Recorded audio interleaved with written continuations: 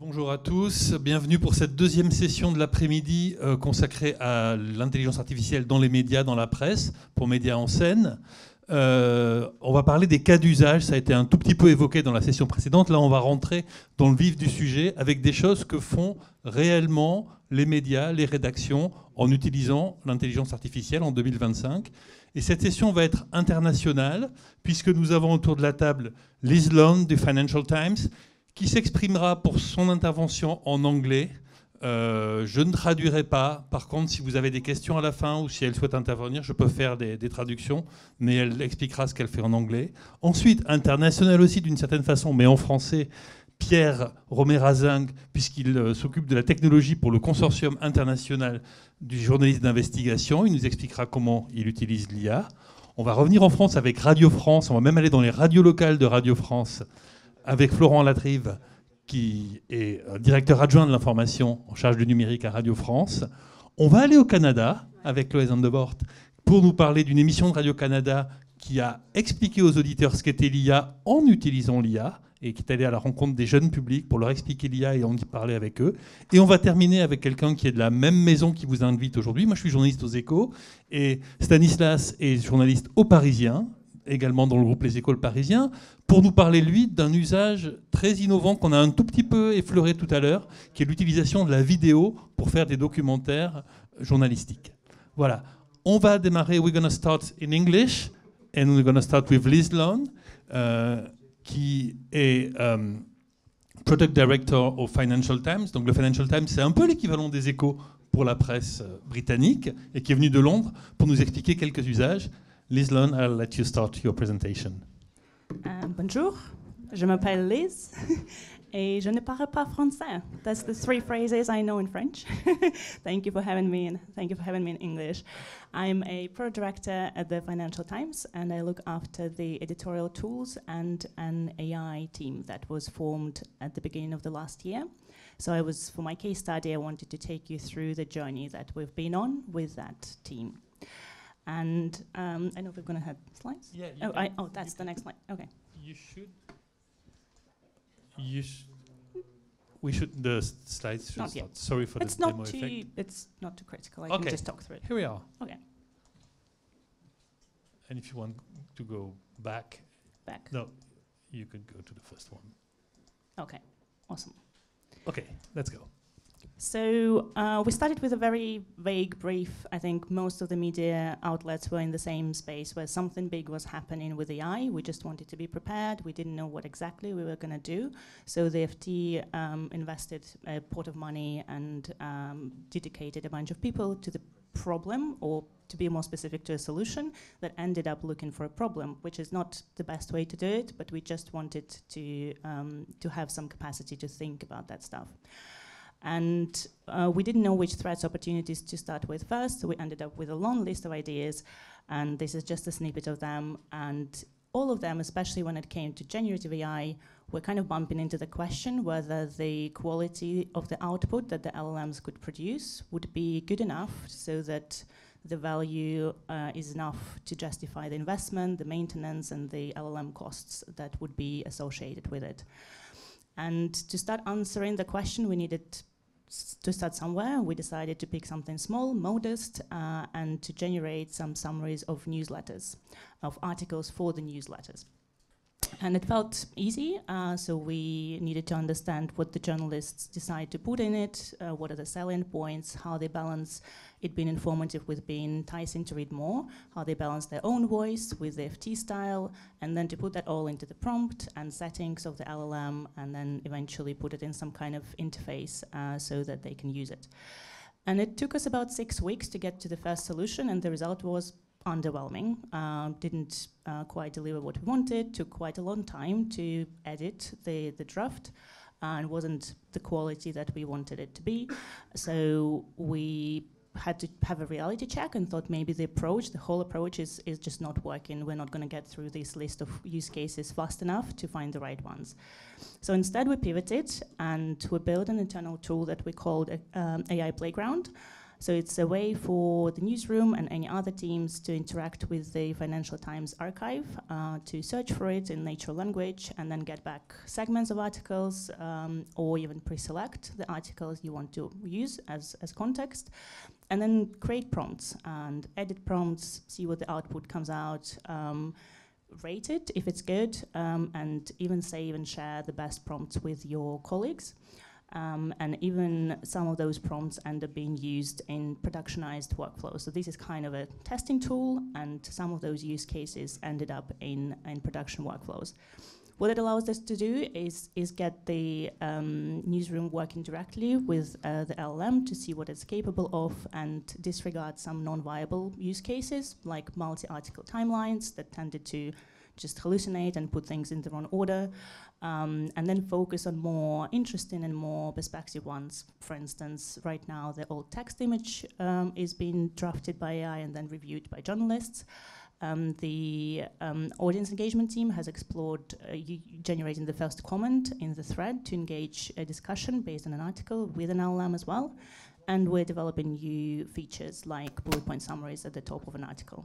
So that approach is kind of continuing. We like that. We think that it's truly collaborative to bring the experts much closer to the technology and to the solution, and that allows us to stay, if not ahead, at least not behind the whole curve. Thank you so much. One question, j'ai une question. Donc, est-ce que l'outil que vous avez mis en place, the tool you provided, the Playground, AI Playground, did you use previous articles? Est-ce que vous avez utilisé des articles précédents pour montrer au modèle d'intelligence artificielle ce qu'il devait faire? Est-ce que vous avez créé un RAG? Did you create a database of all your articles? De quoi partez-vous? Where do you start from? Yeah, so we connected the tool with the RAG and to all of the database, all of the archive, including the most recent ones. But we started with only the published articles. So the next step was actually to connect the drafted articles, which is a slightly different, just a different part of the API. And what is AI, from what you've seen, what is AI good at and bad at? What is it doing good or wrong in all this editing, dans tout ce travail d'édition que fait l'IA? Qu'est-ce qu'elle fait bien et qu'est-ce qu'elle fait mal à ce stade? So definitely it's much better at single article than multiple article contexts because it doesn't have conflicting information. And it is also, I think it's more what it's viable for is things that humans are already not really good at doing, or that humans don't really think is very creative tasks. So it's SEO texts, it's different audience engagement stuff like social media. So things that are a little less interesting in the first place and a little less original in the first place. AI is definitely a good kind of intern for that. Donc c'est comme un stagiaire, ça fait bien des tâches répétitives. C'est pas très bon pour les tâches créatives, mais ça fait bien. Je sais pas si c'est sympa pour les stagiaires, mais c'est souvent une analogie qu'on entend beaucoup dans la presse et dans les entreprises. Ça fait bien des tâches répétitives et que les journalistes n'ont pas forcément très envie de faire, comme d'optimiser un texte pour les moteurs de recherche ou de faire des posts sur les réseaux sociaux, etc. L'IA est bien pour ça. Merci beaucoup, thank you so much. On reste dans l'international, mais en français, avec Pierre Romer-Azing. Peut-être vous pouvez expliquer un tout petit peu ce qu'est le ICIJ, et comment, et de là passer à comment votre organisation utilise l'IA pour ses reportages et ses enquêtes qui sont reprises par des médias internationaux. Oui, bon, tout d'abord, je tiens à m'excuser, j'ai une petite voix, mais je vais essayer de rester intelligible. Alors, quand même être très près. Ouais, plus près.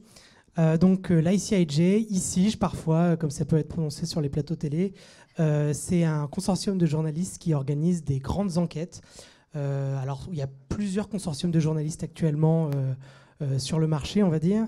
L'ICIJ, c'est celui qui a fait les Panama Papers, les Pandora Papers, les Uber Files. Voilà, on a fait plein d'enquêtes comme ça qui impliquent généralement des centaines de journalistes qui vont travailler pendant jusqu'à 2 ans sur un sujet. Et donc aujourd'hui, je vais vous parler un petit peu de comment l'ICIJ utilise l'IA et pourquoi en fait un consortium de journalistes d'investigation utilise l'intelligence artificielle. Alors, il faut savoir que Est-ce que ça marche? Est-ce que vous voyez mon écran? Oui. Voilà. Alors, il faut savoir que nous, on a deux approches pour utiliser l'intelligence artificielle. La première, c'est pour résoudre des problèmes de classification et de lecture de documents. C'est-à-dire que quand vous avez des millions de documents que vous avez obtenus via une demande d'accès à des documents administratifs ou que vous avez obtenus via une fuite de données, eh bien, nous, on va utiliser l'intelligence artificielle et plus précisément le machine learning pour nous aider à classer ces documents et donc à les lire en masse. Et donc, nous, on fait ça depuis un petit moment à la ICIJ. On a commencé vraiment à faire du machine learning, je pense, en 2017. Donc ça fait 8 ans, 7 ans. Et donc à l'époque, c'était encore assez balbutiant, mais c'était quand même à la mode. Et il y a plusieurs technologies qui se sont développées et que nous, on a essayé de déployer assez rapidement, notamment sur cette enquête, les Implant Files, donc ça date de 2018, qui était une enquête sur les dispositifs médicaux. Et donc, nous, on s'intéressait vraiment aux problèmes systémiques. Qu'est-ce qu'il peut y avoir comme problème lié aux dispositifs médicaux et donc, quelles pouvaient être les victimes de ces dispositifs médicaux. Donc, les dispositifs médicaux, ça peut être, par exemple, un pacemaker. Et donc, pour faire cette enquête, on a eu accès à une base de données où il y avait, je crois, 5,4 millions d'adverse event reports, donc de rapports de mauvais fonctionnement de ces dispositifs médicaux, de ces appareils médicaux. Et donc, on avait un problème, c'est que dans ces rapports, on avait une information qui était très peu structurée, qui était très difficile à lire de manière automatisée. C'était tout simplement le nombre de morts, le nombre de victimes. On a appelé ça le underreporting. Donc, le fait qu'on avait des rapports qui nous disaient qu'il y avait eu un mort ou qu'il n'y en avait pas eu, alors qu'en fait, il y avait eu un mort causé par un appareil médical. Et donc, c'est très important d'avoir cette information de manière structurée parce que ça nous permet de faire des statistiques et ça nous permet d'être transparent vis-à-vis de nos lecteurs et de leur dire, ben voilà, si vous avez l'intention de vous faire poser ce pacemaker, il est important que vous connaissiez les risques. Et donc, dans le cadre de cette enquête, on a utilisé du machine learning pour lire tous ces rapports. Et donc, comme vous pouvez le voir sur l'écran, ces rapports, ils contenaient des formules un petit peu particulières. Par exemple, il y a marqué « It was reported that the patient expired ». Donc, en gros, ce qu'ils veulent dire, c'est que la personne est morte. Donc, c'est assez horrible. Et des formules comme ça, il y en avait des dizaines, voire des milliers. Et donc, nous, on a entraîné nos algorithmes de machine learning comme ça pour analyser ces documents et pour les lire et pour, à la fin, obtenir des statistiques par appareil médical. Sauf que, une fois qu'on a eu fait ça, on avait environ 15 000 rapports qui étaient classés comme ayant causé la mort du patient. Sauf que, en fait, la donnée était de très très mauvaise qualité. Et donc, comme vous vous en doutez, quand on est journaliste, il est très important de publier quelque chose, de vérifier. Et on a dû relire en fait ces 15 000 rapports, un par un, pour être capable de publier cette information. Et donc, j'aime bien cette histoire, elle date un peu maintenant, parce qu'en fait, elle nous raconte que certes, l'intelligence artificielle a pu être tentante, a pu apporter quelque chose, c'est-à-dire nous aider à faire le tri dans une masse immense de documents, mais à la fin, on a quand même dû lire les 15 000 documents, et donc l'intervention des journalistes et l'expertise des data journalistes est indispensable dans ce genre d'enquête. Le second aspect sur lequel nous, on utilise l'intelligence artificielle, ça va être l'exploration. Alors, il faut savoir, comme je vous le disais, qu'on travaille sur des fuites de données, donc des données internes, ça va être des PDF, des documents Word, des emails, plein de choses comme ça qui vont être envoyés à l'ICIJ par nos sources et dans lesquelles on va aller chercher pour trouver des informations. Donc ici, j'ai pris l'exemple des LuxLeaks, qui est une vieille enquête qu'on a fait en 2016. Et donc, ce que vous voyez là, c'est notre moteur de recherche, qui est en gros un outil, c'est comme Google, mais qui permet à nos journalistes de chercher dans les documents.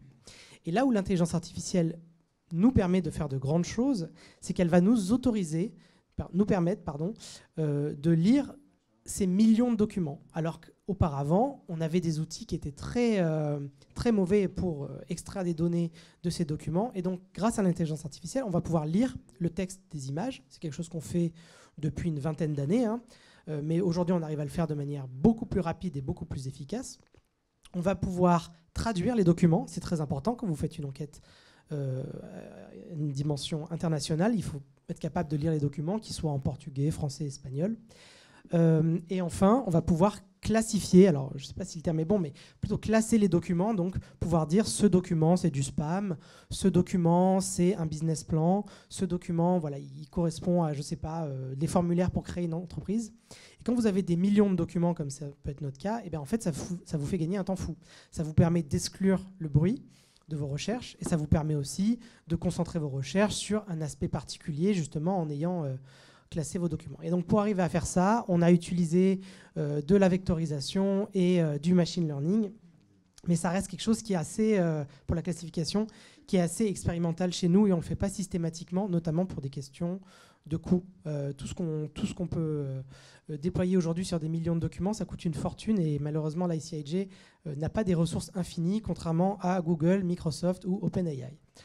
Une dernière chose que je voulais mentionner, c'est la vérification. Comme je le disais, les données qu'on publie doivent être vérifiées à 100%. Et donc nous, on a créé une plateforme qui s'appelle Prophecies, qui est open source, que vous pouvez installer sur vos serveurs, et qui en fait permet à nos data journalistes de vérifier chaque valeur qui a été extraite ou générée par une intelligence artificielle. Donc, par exemple, ici, on a une liste d'adresses et chaque adresse est associée à un pays. C'est fait avec un processus qu'on appelle la geolocation, le géocoding. Et donc, pour vérifier que ça s'est fait correctement, on utilise par exemple une plateforme comme Prophecies qui permet aux journalistes de dire ça c'est vrai, ça c'est faux, et éventuellement de pouvoir vérifier ça plusieurs fois. Et nous, quand on publie des données, eh ben on fait ça, mais sur des milliers et des milliers de documents, et on le fait au moins 3 fois. Donc c'est vous dire le processus assez laborieux de fact-checking qu'on peut avoir, quand bien même l'intelligence artificielle nous aura fait gagner un peu de temps auparavant. Donc voilà, je pense que j'oublie plein de trucs, mais je vais quand même passer la parole à Florent. Merci beaucoup, Pierre. Florent, on va passer de l'international et des grandes enquêtes au très local, avec une expérience assez incroyable qu'ont réalisé les radios locales de Radio France. Je vous laisse la raconter, la dévoiler. Oui, alors, la zapette, voilà. Mot qui plaît beaucoup à Chloé. D'habitude, c'est les Québécois qui inventent des mots jolis, mais... Hein, si vous voulez qu'on voit quelque chose, il faudrait que vous vous écartiez un peu. Alors, je vais m'écarter. Voilà. D'abord, Benoît, je ne vous remercie pas du tout parce que quand vous m'avez appelé, vous m'avez dit qu'il faut choisir un cas. Voilà. Et donc, du coup, j'ai eu un peu de mal. Voilà.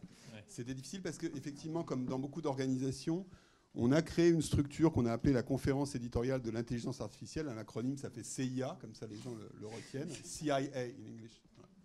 Voilà. Et du coup, on a commencé à travailler sur... voilà.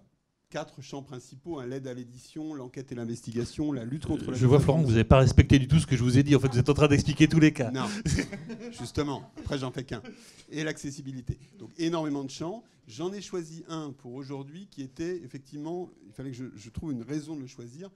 C'est l'ultra-local. On peut revenir sur la slide précédente, si vous voulez. C'est ce cas-là que je vais décrire, uniquement celui-là.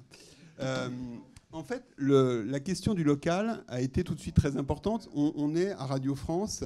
On a évidemment 7 antennes radio, mais il y en a une qui est très spécifique, qui, contrairement à ce qu'on voit là, ne s'appelle plus France Bleu, mais depuis quelques jours s'appelle Ici.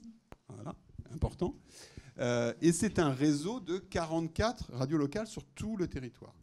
Donc évidemment, c'est une force très importante. C'est aussi, ça fait longtemps qu'on tourne autour de l'idée de se dire que ces 44 antennes sont autant de capteurs sur la société française et sur le territoire français. Donc ce qu'on a mené comme expérience, c'était en fin d'année dernière, donc je vous parle d'un temps déjà qu'on a presque oublié, parce qu'il y avait déjà un autre Premier ministre qui s'appelait Michel Barnier. Et on avait, donc il y avait une interview qui était prévue au niveau national de Michel Barnier, qui était principalement sur l'agriculture. Ce qu'on a organisé, c'est que le matin même, entre 9h et 10h, les 44 émissions de Ici ont toutes fait une émission interactive sur le thème de l'agriculture. Et donc, évidemment, avec des témoignages locaux, des agriculteurs locaux, des consommateurs locaux, qui ont remonté des cas locaux x 44. Une fois qu'on avait ces 44 émissions, alors, dans les cas qu'on travaille beaucoup, ça fait assez longtemps qu'on a industrialisé le speech-to-text et donc la transcription de ce qu'on produit. Donc on a commencé par transcrire en speech-to-text les 44 heures d'émission, les 44 locales. Ces 44 transmissions, et alors c'est ça que moi je trouve intéressant, c'est que pour le faire, on n'a pas du tout utilisé un outil interne, un outil compliqué ou n'importe quoi. Notebook LM, un outil de Google qui est sur étagère et que vous avez sans doute tous utilisé, qui a le bon goût de bien travailler sur les sources, ce qui évidemment est très important pour les journalistes. C'est-à-dire que quand on donne à manger à Notebook LM les 44 transcriptions et qu'on commence à interroger avec des prompts assez classiques pour demander qu'est-ce qui est commun dans les différentes régions françaises, qu'est-ce qui est différent, quels sont les cas qui vous remontent, est-ce que vous pouvez me donner des exemples qui ont été cités de circuits courts ou des choses comme ça. Eh bien, le Notebook LM a cet immense avantage de vous renvoyer à chaque fois vers la source directement de ce qu'il cite. Donc, ce qui est évidemment une valeur très forte, puisque ça permet de vérifier immédiatement qu'il n'y a pas du tout d'hallucination et d'aller directement à l'échelle des 44 transcriptions, récupérer les témoignages précis, d'avoir les analyses globales, etc. Donc ça nous a permis de créer en 3 heures de temps une série de documents très synthétiques qui ont été donnés aux journalistes qui faisaient l'interview de Michel Barnier à 13h. Et donc ces documents ont servi à alimenter l'interview d'une manière qu'on n'aurait jamais pu imaginer autrement. C'est-à-dire que c'est une espèce de fantasme de se dire depuis très longtemps que nous avons un réseau absolument formidable pour sentir le territoire, et on sait à quel point c'est important aujourd'hui de se poser ces questions-là, mais très concrètement, dans un cas comme ça, de le rendre effectif, ça aurait été impossible sans des technologies d'intelligence artificielle. Donc c'est ce qu'on a fait là. Alors, il y a beaucoup de gens qui sont des professionnels ici qui vont se poser des questions très précises, donc je vais rentrer un petit peu dans le détail. Évidemment, c'est pas... on a constaté lors de cette première expérience des choses qui n'étaient pas exactement comme on l'aurait souhaité. Notamment, on s'est aperçu que les 44 locales ne démarraient pas exactement leur émission du matin tout à fait à la même heure, ce qui n'est pas très pratique et ce qui nous a posé des problèmes d'alignement des transcriptions, par exemple, pour retrouver les timecodes, ce qui était très important pour éventuellement, au-delà des témoignages cités à l'oral, pouvoir passer l'étape d'après et même faire entendre ces témoignages sur l'antenne nationale dans un temps très limité, ce qui est l'étape qu'on va franchir après. Ça nous a posé évidemment des tas de difficultés techniques, c'est que ça paraît simple sur le papier, mais dans un temps très limité, récupérer les 44 transcriptions et qu'elles atterrissent dans un temps suffisant pour faire l'analyse, évidemment c'était un enjeu. Comme toujours dans ces cas-là, quelqu'un a cité la loi de Pareto tout à l'heure, on était là pour le coup avec 42 qui l'ont bien transmis et 2 où on a eu des problèmes techniques. Donc il y a toujours ce côté où il faut peaufiner, analyser. Mais cet exemple, je le trouve vraiment intéressant parce que justement, il montre que parfois, avec des technologies disponibles, sans effort particulier, on peut tout d'un coup faire un levier et faire des projets journalistiques qu'on n'aurait pas envisagés auparavant. Voilà. Et vous avez expliqué aux auditeurs de l'émission comment vous aviez fonctionné ou c'était juste Alors, sur ce cas-là, on ne l'a pas expliqué, alors non pas par défaut de transparence, mais tout simplement parce qu'en fait, tout a été revérifié à la main, etc. Donc on n'a pas, et on n'en faisait pas une expérience, c'était vraiment une expérience pour aussi convaincre les équipes journalistiques qu'il y a un essai. On n'était pas du tout sûr que ça marche. C'est aussi d'ailleurs pour ça qu'on ne l'a pas publicisé au début. C'est que le matin même, on se disait, on le fait dans les conditions du réel. On avait fait un test en différé un peu précédemment sur aussi 44 émissions sur la santé. Mais on l'avait fait a posteriori, c'est-à-dire qu'on avait transcrit les 44 émissions, on avait commencé à peaufiner des prompts pour voir si ça nous ressortait des éléments intéressants. Donc c'est ça qui nous a encouragé à faire cette expérience du coup en temps réel. Mais on n'était pas du tout sûr que ça marche en fait. On a été presque les premiers surpris. Alors c'est un des effets souvent de l'IA, c'est d'arriver à se surprendre soi-même sur des choses qu'on ne pensait pas possibles. Donc là, c'était très net. Maintenant, la question qui se pose, en fait, il y a deux questions. Il y a la question éditoriale et il y a la question presque technique. La question éditoriale, c'est qu'est-ce qu'on fait de ça ? C'est-à-dire qu'on a clairement un dispositif maintenant qu'on interroge éditorialement, c'est-à-dire comment on le pérennise, comment on institue plus clairement cette remontée des territoires. Du coup, effectivement, la question de la transparence se pose. Alors peut-être que ça s'incarne à l'antenne par quelqu'un qui, justement, se fait la voix des 44 locales en expliquant qu'il est aidé par l'IA. Donc il y a plein de questions comme ça qui se posent. Et il y a quand même, et je mentionnerai juste parce que c'est important que tout le monde l'ait en tête, mais une question évidemment technique, c'est que moi je suis assez convaincu que Notebook LM est un outil extrêmement puissant dans le domaine du journalisme aujourd'hui, qu'on a assez peu d'équivalent. En revanche, ça pose évidemment un enjeu de souveraineté, c'est que Notebook LM, c'est Google, et qu'aujourd'hui, autant là, sur des expériences comme ça, très ponctuelles, très localisées, on ne se pose pas tellement de questions de données qui circulent, sont données des publics, etc., limitées, pas de souci. Évidemment, à partir du moment où il faut passer à l'échelle, se posera la question de la souveraineté de ce genre de modèle, et qui n'est pas un petit sujet.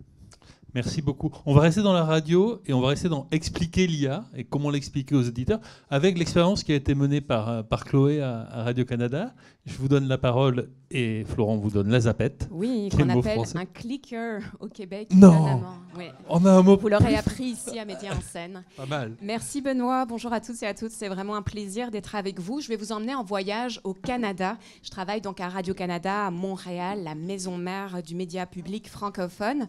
Je suis passionnée par la culture numérique. Donc l'interface entre la technologie et la société et l'intelligence artificielle aujourd'hui, je pense, nous donne une occasion extraordinaire de creuser toutes sortes de questions sociales, éthiques, parfois psychologiques.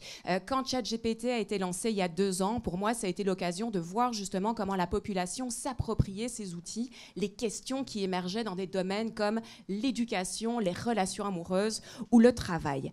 J'ai développé à partir de là des séries sur les réseaux sociaux dans l'idée d'être en contact justement avec la population, sur TikTok en particulier, et par la suite à la radio, qui est un peu l'ancêtre des médias publics, et voir justement comment la radio aujourd'hui peut intégrer elle aussi l'IA pour nourrir des conversations citoyennes, mais aussi pour quelque part se renouveler avec ces technologies-là.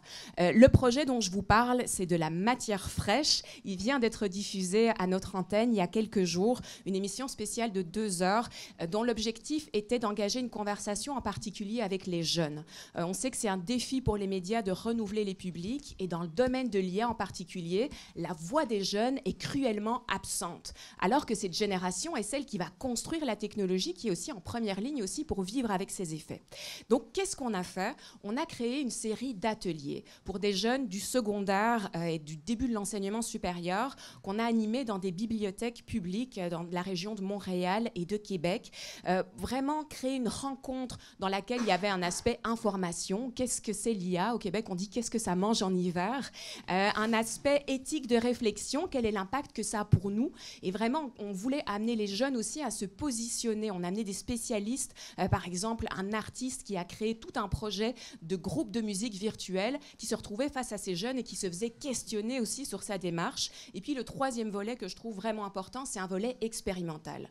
Je pense que pour bien comprendre l'IA aujourd'hui, il faut mettre les mains dedans. C'est vrai pour nous les médias, on a vu des exemples super intéressants juste avant. Je pense que c'est vrai pour les citoyens aussi, mais on constate une peur. L'IA fait peur pour toutes sortes de raisons. Et donc un de nos objectifs, c'était aussi créer un contexte d'expérimentation rassurant qui permettait aussi de renforcer le lien entre nous et ces jeunes. Ça a donné lieu donc à une émission spéciale, des reportages dans lesquels on entendait ces jeunes. Moi-même, je me suis prêtée au jeu de cloner ma voix pour un des reportages. On a utilisé aussi Notebook LM pour la recherche. Donc l'idée, c'est de développer des projets qui peuvent servir aussi de pilote à différents tests. À travers ça aussi, la question c'est, et ça fait partie de l'intitulé de notre rencontre, le storytelling, la mise en récit. Est-ce que l'IA dans les médias peut nous permettre de raconter de nouvelles histoires ou de raconter des histoires autrement? Je vous donne un exemple d'une émission, notre émission spéciale de 2 heures que j'ai présentée au printemps, un témoignage qui partait de Reddit. C'est un citoyen américain qui a utilisé un outil d'IA pour cloner la voix de son père décédé. Il racontait ça de façon ouverte, donc dans ce forum de discussion en ligne, en disant « Vous allez peut-être me juger, mais voici pourquoi et comment je l'ai fait, et voici ce que ça a apporté aussi à notre famille. » Donc on rentrait dans quelque chose de très émotif, il parlait du processus de deuil. J'ai trouvé cette histoire vraiment intéressante et j'ai donc contacté la personne pour voir si elle acceptait que je la raconte à notre antenne, en utilisant l'IA. Et donc l'IA était un peu un partenaire de création à toutes les étapes pour faire la traduction avec un prompt qui précisait quel genre de français on voulait. Ensuite, Eleven Labs pour générer cette voix de synthèse en jouant sur ce qu'on appelle la température. On a vu un peu plus tôt, parfois l'IA génère quelque chose de très moyen, d'un petit peu flat, d'un peu plat. Donc avec la température, on peut aller vers des résultats plus imprévisibles et quand on veut créer un récit avec de l'émotion, c'est important. Mais en bout de ligne, l'aspect éditorial, choisir quelle partie de la voix générée, quelle inflexion, quelles émotions, entre guillemets, c'était un travail de montage qui a été fait donc, pour la diffusion de ce récit-là. Puis je vous parlais au début de l'importance des conversations citoyennes. Dans le premier projet qu'on a fait, on a développé ce qu'on appelle un incubateur d'espace public. C'est un peu le fil conducteur de beaucoup de discussions aujourd'hui à Média en scène, ce rapport de force qui change entre les médias d'information et les médias numériques, les géants numériques aussi qui sont derrière ces plateformes-là. Il y a une initiative qui est menée par plusieurs médias à l'échelle internationale pour essayer de créer des nouveaux espaces de conversation qui favorisent justement des discussions plus participatives, on pourrait dire plus saines aussi, donc s'affranchir un peu des espaces qui sont des espaces propriétaires gérés par ces géants. Et donc, dans le cadre de cette émission, on a créé un forum dans lequel on invitait les citoyennes et les citoyens à poser des questions, à nous dire aussi, mais comment utilisez-vous l'IA aujourd'hui? Et une des choses que j'ai préférées, c'était de voir les conversations qui se créaient entre les personnes.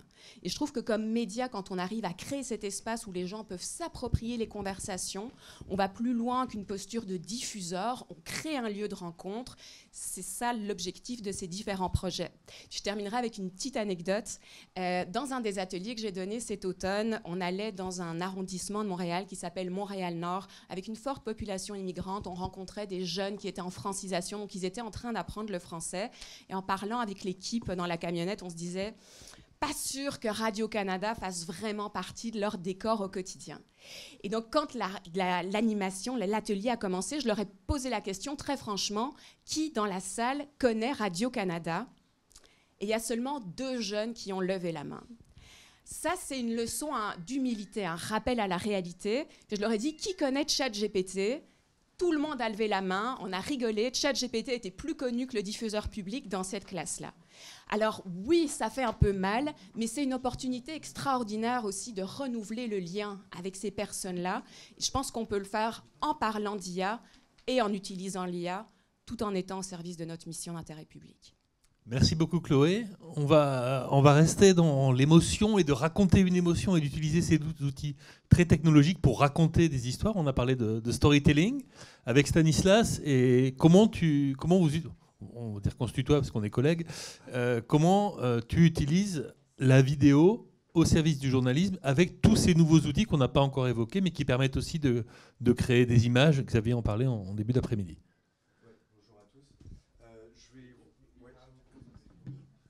Ça te va là? C'est bon. Ok. Je vais vous parler d'une expérimentation, donc c'est pas une utilisation aujourd'hui, mais je vais essayer de me mettre surtout dans la route ce qui a été dit par monsieur et aussi ici pour être complémentaire.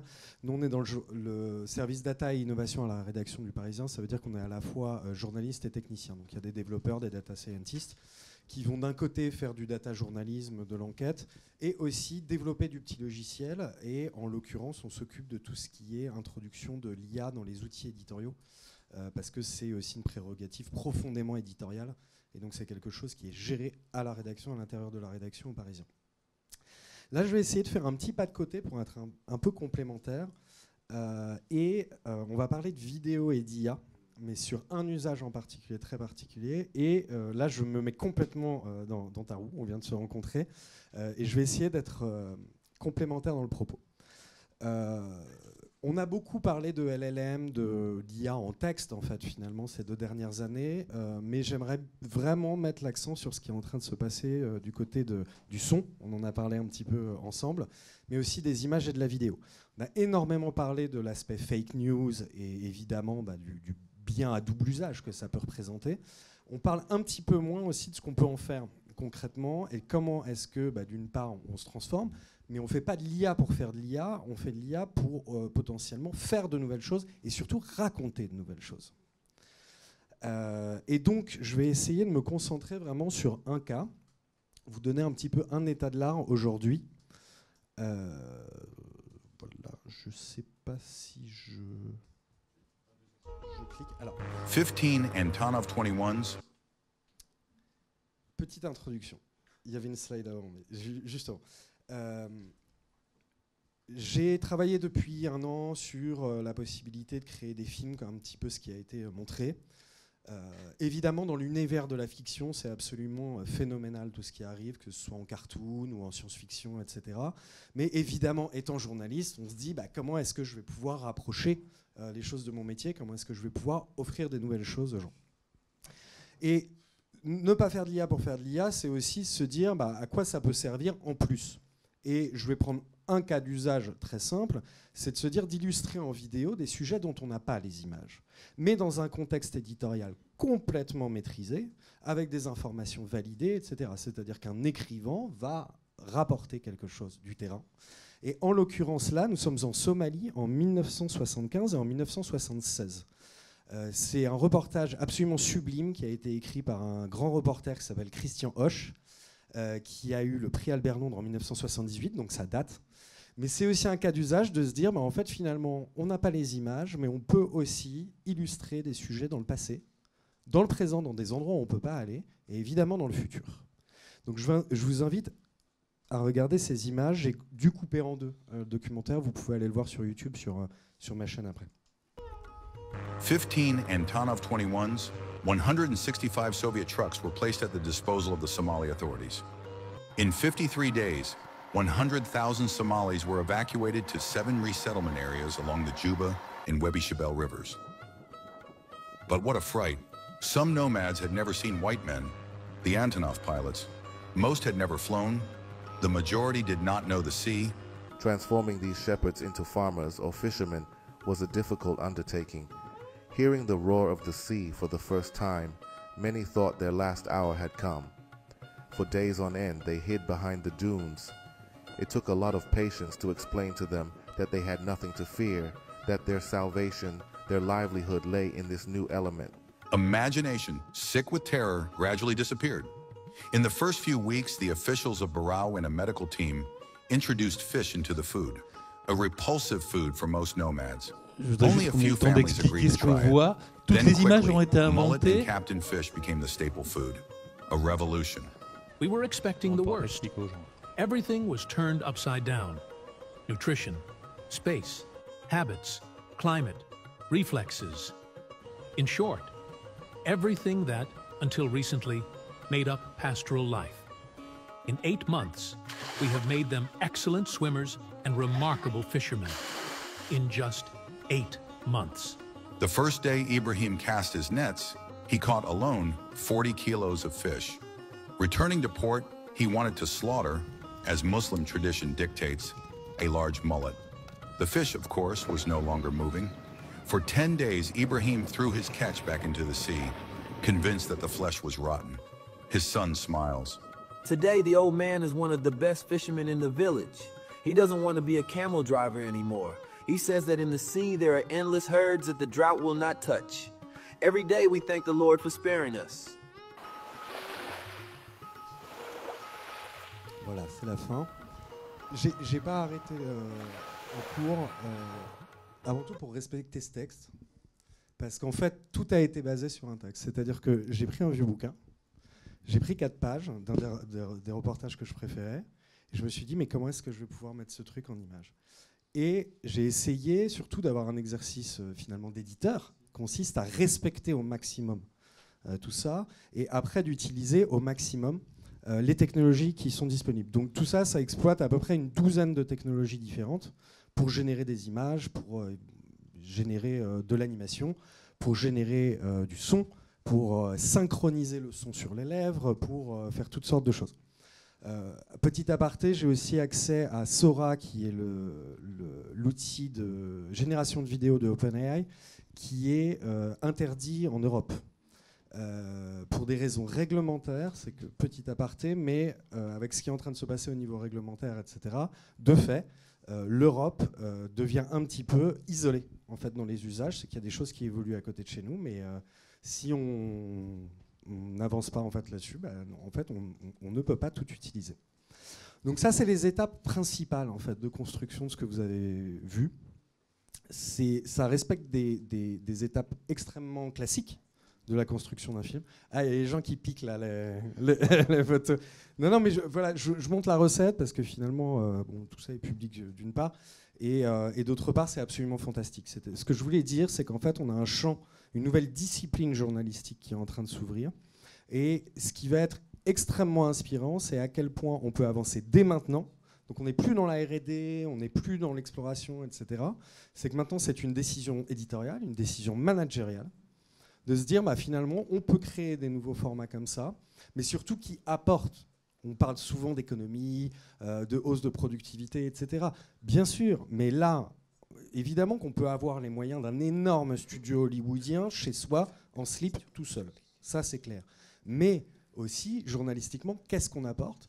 Quelles nouvelles informations on s'interdisait ou on ne pouvait pas traiter avant, on pourrait traiter. Les 3 scénarios de colonisation de Mars, bon, je ne suis pas dans le futur, je n'ai pas de caméra, mais j'ai des experts extraordinaires sur le sujet.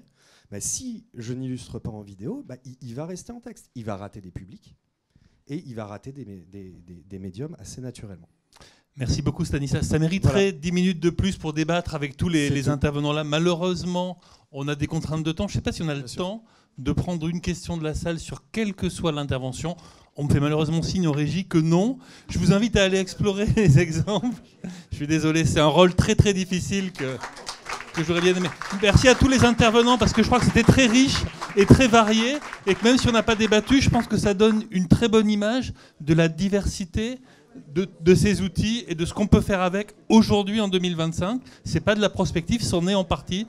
Merci beaucoup d'y avoir assisté et très bonne fin d'après-midi.